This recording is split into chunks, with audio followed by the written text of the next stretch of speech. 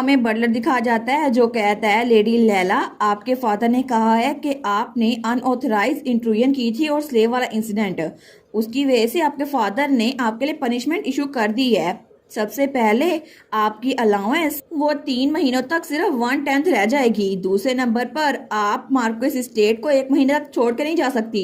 तीसरे नंबर पर 1 हफ्ते के लिए आपको दिन में सिर्फ एक बार ही खाना मिलेगा। तो हमारी रॉन सोचती है ये लोग कितने बदतमीज है ना, बच्चों को खाना ना खाने की सजा दे रहे हैं, लेकिन चलो अच्छा है, कम अज कम मुझे मार तो नहीं पड़ रही। तो बटलर वो लिस्ट दिखा रहा था, वो कहता है इसके अलावा ये पनिशमेंट, इसकी वजह से आप अपना खाना अपने स्लेव के साथ भी शेयर करेंगी, स्पेशली दिन में जो एक बार खाना मिलता है ना वही। तो हमारे यहाँ सोचती है ये लोग पागल हो गए हैं क्या, हम लोग दो बड़े होते हुए बच्चे हैं, आखिर हम एक ही खाना दोनों एक दिन में कैसे खा सकते हैं। लेकिन तब बेचारी ने उसकी बात मान ली थी और तब 5 दिनों बाद वो वहां पर ट्रे लेकर आ रही थी जिसमें खाना था। वो सोचती है वो विलन कितना बदतमीज है ना, अपनी बेटी को कौन ऐसे भूखा मारता है। उसको शायद लग रहा होगा कि मैं अगर उसको ये सजा दूंगा तो ये मेरी बात मानेगी, लेकिन उसे क्या लगता है मैं कोई पिग हूँ। उसको तो बड़ा गुस्सा आ रहा था। वो सोचती है मेरा फादर तो किसी काम का नहीं है, उसे लगता है मुझे कंट्रोल कर सकता है। लेकिन तब वो सियोन के कमरे में आई थी जहां पर वो तो सोया हुआ था, लेकिन तब वो बेचारी वो तो खुद कांप रही थी। वो सोचती है बस 2 दिन रह गए हैं, 5 दिन तो होने वाले हैं। अब पूरे दिन में जो खाना मिलता है ना मैं सियोन के साथ शेयर तो करती हूँ, लेकिन फिर भी मेरे लिए तो चलना मुश्किल हो रहा है। और तब वहां पर कुछ कागज भी पड़े हुए थे। वो सोचती है क्या है, क्या ये पेपर सियोन ने फेंके हैं। तो तब वो उनको उठाने के लिए अपना हाथ बढ़ाती है। वो सोचती है सियोन ने इनमें क्या लिखा होगा, लेकिन तभी सियोन उठ के उसके सामने आ जाता है। वो कहता है लैला हिल्डिगर तुम ये क्या कर रही हो। तो वो बेचारी, उसका तो दिल्ली बाहर आ गया था। वो कहती है फ्लोर पे कचरा पड़ा हुआ था, मैं तो उसको साफ कर रही थी। तो वो कहता है मैं इसको खुद ही साफ कर लूंगा और तुम्हें इसको टच करने की जरूरत नहीं है, स्पेशली फर्स्ट ड्रॉर को तुम्हें टच करने की बिल्कुल जरूरत नहीं है। हमारा कहती है ठीक है, मैं मेड से कह दूंगी, वो काम कर देंगी। और ड्रॉर उसकी टेंशन छोड़ दो। लेकिन तब वो बेचारी तो डर गई थी। वो जाते हुए कहती है अब मैं चलती हूँ, तुम आराम से खाना खाओ ठीक है। लेकिन तब वो सोचती है इसने कहा था कि मैं इसका फर्स्ट ड्रॉर ना खोलूं, पता नहीं इसने उस फर्स्ट ड्रॉर में क्या रखा हुआ है, मुझे तो बड़ा सस्पिशियस लग रहा है, पता नहीं, मैं तो क्यूरियस हूँ। लेकिन सियोन की नजरें याद करके ही वो सोचती है छोड़ो इस बात को, ड्रॉर में क्या रखा है, मुझे तो भूख लगी है, मैं तो पिछले 5 दिनों से बस थोड़ा सा खाना खा रही हूँ, क्योंकि उसमें से आधा खाना मुझे सियोन के साथ शेयर करना पड़ता है। लेकिन तब वो दरवाजा बंद करती है और तभी उसके हाथ में उनमें से एक कागज भी था। वो सोचती है चलो पहले मुझे इसको चेक करना होगा, पता नहीं उसने इसमें क्या लिखा हुआ है। लेकिन तब जब वो उसको लेकर बाहर आ गई थी ना, वो सोचती है देखने में तो ये सिर्फ पेपर लगता है, लेकिन पता नहीं इसके अंदर क्या होगा, क्योंकि पिछले 4 दिनों से मैं दिन के दरमियान में जब मुझे खाना मिलता है ना तो मैं यहाँ पर सियोन को भी खाना ला कर देती हूँ, और सियोन के चेहरे पर तो इन दिनों में कोई एक्सप्रेशन आया ही नहीं। मैं जब उसको खाना देती हूँ वो चुप करके खा लेता है, अगर नहीं देती तो वो कुछ नहीं बोलता। और सियोन को ऐसे देखते हुए ना मुझे ख्याल आया मुझे कुछ करना चाहिए। तो मैं तो प्लान कर रही थी कि मैं उसको लिखना और पढ़ना सिखाऊं। तो प्लान तो बड़ा सिंपल था, अगर मैं उसको लिखना पढ़ना सिखा दूंगी मैं उसको टीचर बन जाऊंगी और फिर फ्यूचर में वो अपने टीचर को तो बिल्कुल ही मारेगा, है ना। तो तब जब उसने सियोन को कहा था ना मैं तुम्हें पढ़ना लिखना सिखाती हूँ, वो कहता है नहीं इसकी जरूरत नहीं है, और तब वो ब्रेड खा रहा था। तो लैला कहती है ओ नो सियोन मेरी बात गौर से सुनो, अगर तुम्हें पढ़ना और लिखना आ जाए ना तो बहुत सारी चीजें जो तुम कर सकते हो। लेकिन तभी सियोन उसका हाथ पकड़ता है। हमारून कहती है क्या हुआ। तो तब वो अपनी फिंगर से उसके हाथ पे कुछ लिख रहा था और उसने लिखा था लैला हिल्डिगर। हमारे सोचती है इसको पढ़ना आता है, लेकिन मुझे लगा था कॉमनर्स को पढ़ना नहीं आता, शायद इसी वजह से। वो कहता है क्या ये काफी है। हमारे कहती है बिल्कुल, तो तुम पढ़ भी सकते हो लिख भी सकते हो, तो तुम्हारी हैंड राइटिंग ये भी अच्छी लग रही है। लेकिन तब वो बाहर आ गई थी। वो सोचती है मैंने उसे पेपर दिया था ताकि वो अपने आप को बिजी रखे, लेकिन अगर उसने इस पेपर में कर्सिस लिखे हुए जैसे कि मार्कोस हिल्डिगर के लिए बुराइयां, तो फिर क्या होगा, अगर किसी और को ये मिल गया ना तो फिर इसको तो कैद कर लिया जाएगा। और ये लैला की इमेजिनेशन थी। वो सोचती है क्या सियोन को पता है मैं उसको जिंदा रखने की कितनी ज्यादा कोशिश कर रही हूँ, हालांकि 5 दिनों से मैं तो भूख की वजह से मरी जा रही हूँ, लेकिन फिर भी मैं उसके साथ खाना शेयर कर रही हूँ। लेकिन क्या उसके लिए अजीब नहीं है कि दिन में उसको सिर्फ एक बार खाना मिलता है और मेरा चेहरा भी रोज बरोज फीका पड़ता जा रहा है, मेरी तो हड्डियां भी निकलना शुरू हो गई हैं। और तब भी वो मुझसे कुछ नहीं पूछता और बस जो कुछ मैं उसको खाने को देती हूँ ना चुप करके खा लेता है। मैं उसको बताना चाहती हूँ लेकिन फिर मैं तो पैथेटिक दिखूंगी। और फिर भी मुझे बस 2 दिन इंतजार करना पड़ेगा। लेकिन तब वो सोचती है अभी के लिए मुझे नोट चेक करना पड़ेगा इसमें क्या लिखा हुआ है। मैं मजाक नहीं कर रही, मुझे सच में लगता है कि मैं बेहोश हो जाऊंगी। और तब वो सोचती है अगर मैं बेहोश हो गई ना, ये पेपर सबके सामने आ गया तो सबने ये पेपर चेक किया तो सारे कहेंगे लेडी लैला वो तो मार्कस को कर्ज कर रही थी, अगर ये उठेंगी ना मार्कस इनको जान से मार डालेंगे। वो तो अपनी इमेजिनेशन में कुछ और ही सोच रही थी। वो कहती है ठीक है बस अब आखिरी बार हिम्मत कर लेती हूँ। मुझे लगता है कि मैं सियोन का ड्रॉर भी चेक कर लूंगी, अभी के लिए इस पेपर को चेक करती हूँ। लेकिन तभी वो सोचती है यहाँ पर बस कोई और ना हो। वो कहती है हेलो क्या यहाँ पर कोई है, तो तब वहां पर कोई नहीं था। तो वो कहती है अगर तुम 5 सेकंड में बाहर ना आए तो तुम गंजे हो जाओगे। लेकिन फिर भी कोई बाहर नहीं आता। वो सोचती है ठीक है कोई भी नहीं है, अब मैं इसको आराम से देख सकती हूँ।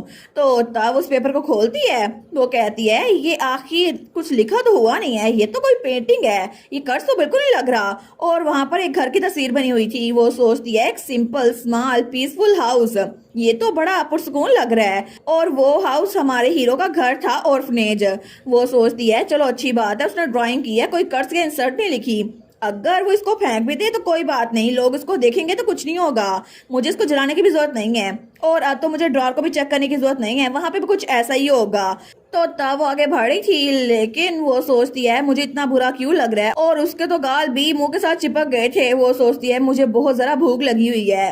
लेकिन तब लैला आगे बढ़ रही थी। वो सोचती है मुझे इसके बारे में बिल्कुल अच्छा नहीं लग रहा, आखिर ये घर क्या होगा, क्या पता ये सियोन का ही घर हो। और वो घर कितना पीसफुल लग रहा था ना इस पेंटिंग में, तो क्या वहां पर उसकी फैमिली भी होगी, वही लोग जिनको वो रोते हुए अपने ख्वाब में याद कर रहा था। और क्या वहां पे उसके मॉम और डैड भी होंगे, और क्या उसकी मॉम जब सूप लेकर आएंगी तो उसके चेहरे पर एक्साइटेड लुक होगा।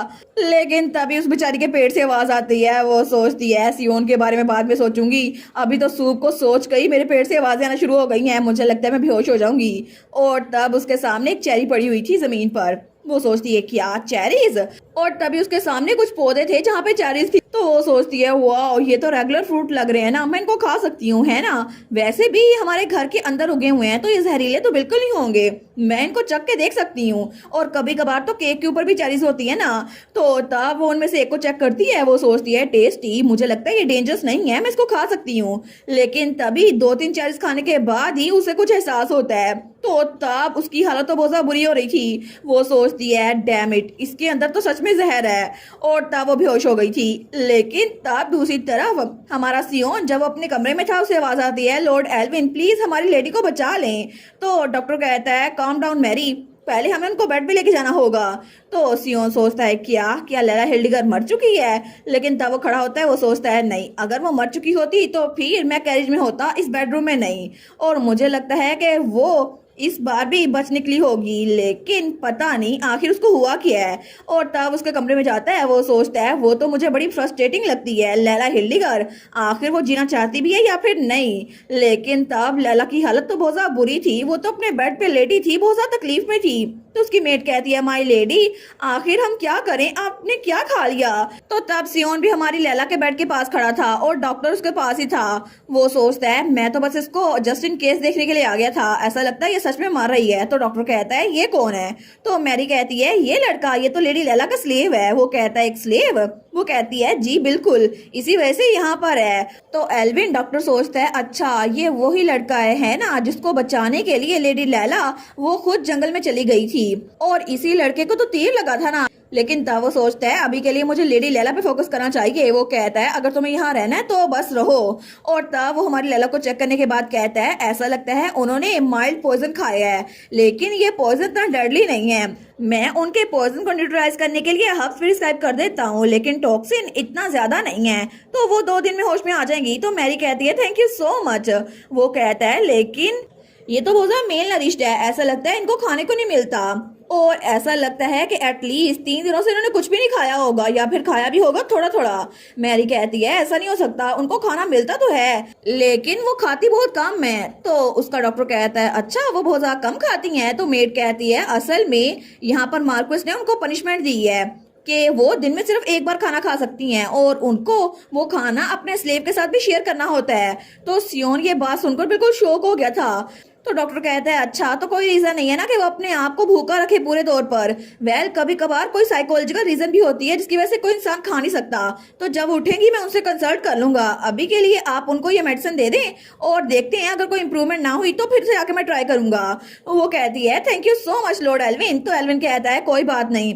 तो मैरी कहती है आखिर माई लेडी इनके लिए क्या इतना बुरा था कि इतने दिनों से खा नहीं पा रही थी। और तब डॉक्टर और बटलर वहां से जा रहे थे और सियोन भी वहीं पर खड़ा था।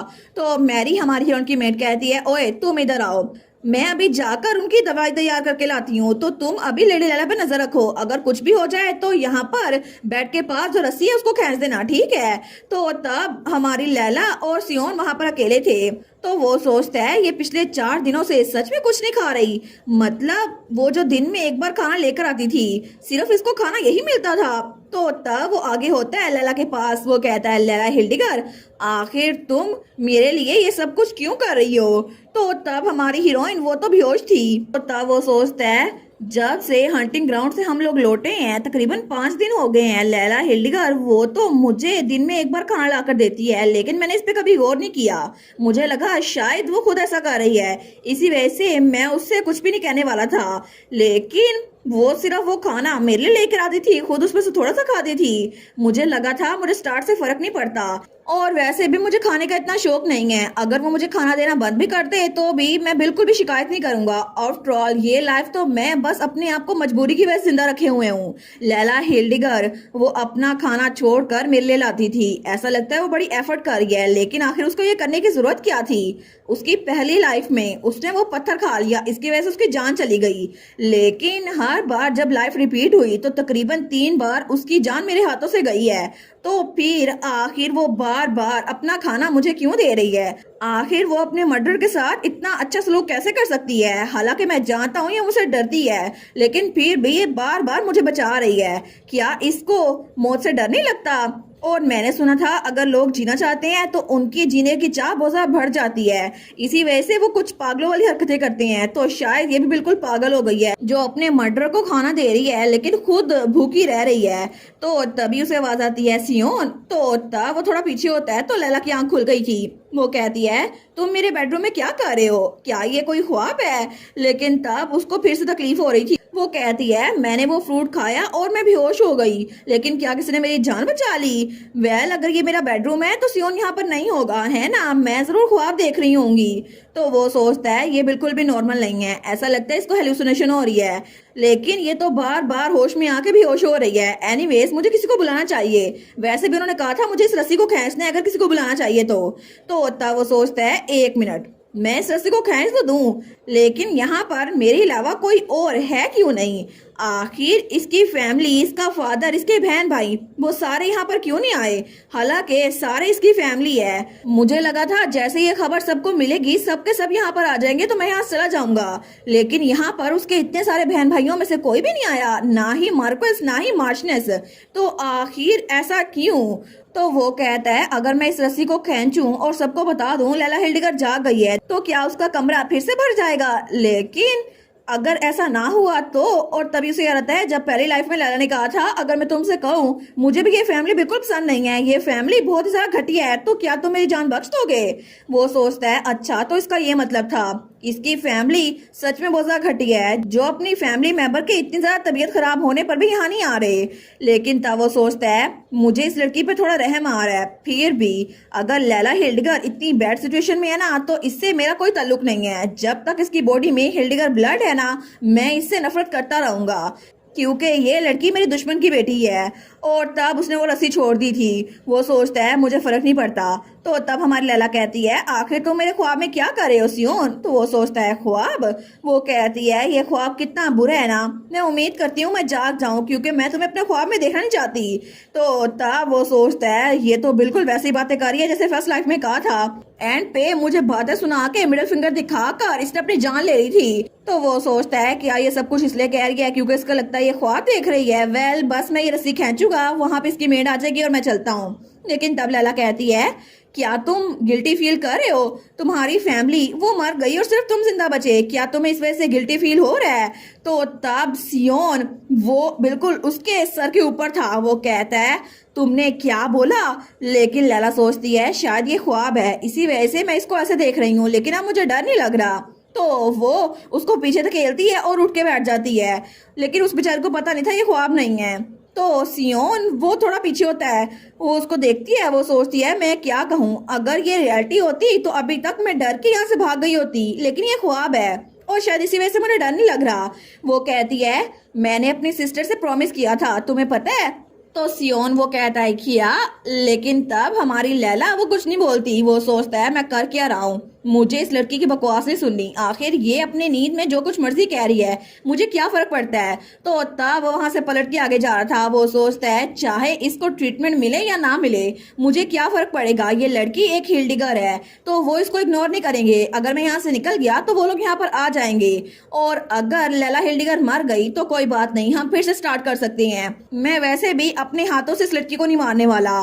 तो तब वो वहां से निकलने लगता है, लेकिन लैला कहती है मैंने प्रॉमिस किया था कि मैं 90 साल की उम्र तक जीती रहूंगी, क्योंकि मेरी सिस्टर ने मुझसे यही कहा था। वो दिन था जब मेरी सिस्टर और ब्रदर मुझे छोड़ के जा रहे थे, लेकिन मुझे पता था कि वो कभी वापस नहीं आएंगे, फिर भी मैं उनके साथ जाना चाहती थी, लेकिन फिर मैंने अपनी सिस्टर को फॉलो करना चाहा तो उन्होंने कहा मुझे यहाँ पे रुकना है, लेकिन फिर वो दोनों मर गए और सिर्फ मैं जिंदा बची, ना ही मॉम ना ही मेरे बहन भाई। तो आखिर मैंने क्या गलत किया था? नहीं, मैंने कुछ भी गलत नहीं किया था, मेरी सिस्टर ने मुझसे प्रॉमिस किया था वो वापस आ जाएंगी, लेकिन वो वापस आ नहीं पाई और मेरे पास मेरी अपनी फैमिली नहीं बची, अब यहाँ पर जो लोग हैं वो सिर्फ अजनबी हैं। और उस वक्त तुम्हें पता है मैं छोटी सी थी, तकरीबन 5 या 6 साल की, लेकिन मुझे वो मेमोरी अभी तक याद है, और मैं यहाँ पर सिर्फ इसलिए रुकी थी क्योंकि मेरी सिस्टर ने बोला था, मैं उनकी विश को रिफ्यूज नहीं कर सकती थी। तो तुम्हें भी मैं बता दूं, तुमने भी कुछ गलत नहीं किया, ये तुम्हारी गलती नहीं है, जब तुम्हारा घर वो जल रहा था तुम उनको बचाने के लिए गए थे, तो ये सब कुछ की तुम्हारी गलती नहीं थी, तुमने कुछ भी गलत नहीं किया। तो सियोन को तो बहुत ज्यादा गुस्सा आ रहा था, वो पलटते हुए कहता है आखिर तुम इस बारे में जानती क्या हो? लेकिन तब लैला वो एक बार फिर से सो चुकी थी, तो तब उसको तो बिल्कुल होश ही नहीं थी, वो सोचता है आखिर मैं इस लड़की से कहूँ भी क्या, ये तो होश में भी नहीं है, और मैं इसको क्या कहूँ, ये कुछ भी नहीं जानती। इसके फादर ने जब उन लोग की जान ली, अगर मैं मार्केट ना गया होता तो सच में मैं उनको बचा सकता था, लेकिन ये सारी मेरी गलती है, चाहे ये लड़की जो कुछ मर्जी कहे। लेकिन तब हमें डायरेक्ट 2 दिनों बाद का सीन दिखा जाता है, तो हमारी हीरोइन को होश आ गया था, तो उसकी मेड उसके लिए सूप लेकर आई थी, वो सोचती है फाइनली खाने को तो कुछ मिला, वो तो बड़ी खुश हो गई थी, वो सोचती है बेहोश होने का एक फायदा तो हुआ, 2 दिनों बाद मैं उठी हूँ, पनिशमेंट तो खत्म हो ही चुकी है। लेकिन तब वो सोचती है मैं दिन में 3 बार खाना खा सकती हूँ, है ना, मैं तो बड़ी खुश हूँ, इतनी ज्यादा खुश कि मैं बता नहीं सकती। लेकिन तभी वो कहती है बाय द वे सियोन कहाँ पर है? तो मैरी कहती है सियोन? वो कहती है बिल्कुल वही लड़का जो मेरे कमरे के साथ रहता है, उसका नाम सियोन है। वो कहती है लेकिन आप क्यों पूछ रही हैं? तो हमारे उन कहती है क्या तुमने उसको ब्रेकफास्ट दिया? तो लैला की मेड कहती है अगर उसे भूख लगी होती तो वो खुद ही डाइनिंग रूम तक चला जाता, या फिर वो किसी को कह देता मुझे खाना ला दो। तो हमारी हीरोइन कहती है तुमने 2 दिनों से उसे चेक ही नहीं किया? वो कहती है नहीं, बिल्कुल भी नहीं। तो हमारी हीरोइन अपना खाना छोड़ के भागती है, वो कहती है मैं उसे खुद जाके चेक कर लेती हूँ। तो उसकी मेड कहती है माई लेडी। लेकिन तब हमारी लैला जब सियोन के कमरे में आई थी ना, तो तब सियोन तब भी सोया हुआ था, वो सोचती है ये तो पहले से ज्यादा स्किनियर लग रहा है, ऐसा लगता है 2 दिनों से इसने कुछ भी नहीं खाया क्योंकि मैंने इसको कुछ ला के नहीं दिया, और ये खुद से कभी भी हिल्डगर कैसल के लोगों से कुछ नहीं मांगेगा।